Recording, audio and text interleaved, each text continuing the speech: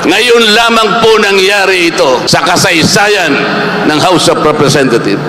Ang sabi ko sa kanila, November, December 2024, ang gagawin ninyo ay magkukunwari kayo na piskal, magkukunwari kayo na korte, kukuha kayo ng ebidensya para ipakulong ninyo ang Pangulong Duterte.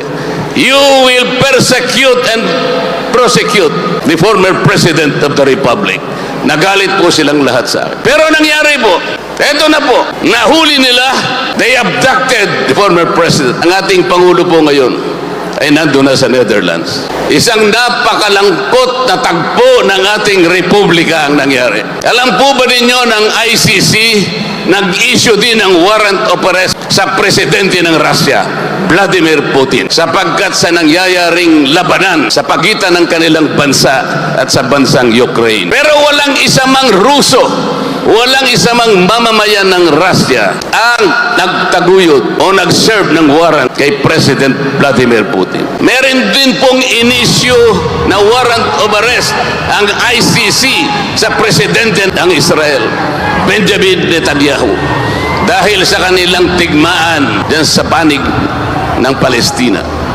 Meron po ba na isa mang Israelite o mamamayan ng Israel na napakasangkapan para ulihin ang kanilang presidente? Wala po. Hindi nangyari sa Russia, hindi nangyari sa Israel. Sa ating bansa, Pilipino mismo ang nag-cooperate kahit walang basihan, kahit walang batayan. Ang ating bansa ngayon ay pinagtatawanan ng buong mundo. Wala pong jurisdiction ng ICC. Bakit po?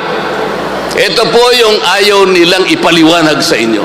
Ito po yung itinatago nila sa inyo. Tayo po ay nag-withdraw sa Rome Statute Marso 2018. Sa tuntunin po ng ICC, kailangan po ay meron pang isang taon bago magkaroon ng effectivity yung withdrawal. Sa makatwid, March 2019, effective na po yung withdrawal sapagkat isang taon na po ang nakaraan. Ang pagkakamali po ng prosecutor ng ICC, nung siya'y humingi ng authorization, lagpas na po, effective na po yung withdrawal. Ito po yung ayaw nilang aminin. Hindi na kailanman dapat nag-cooperate ang pamahalaan sapagkat effective na yung withdrawal ng ating bansa sa pamamahala ng ICC. Bakit nagpakasangkapan ng ating bansa? Dahil po sa politika lang. Dahil lang sa politika.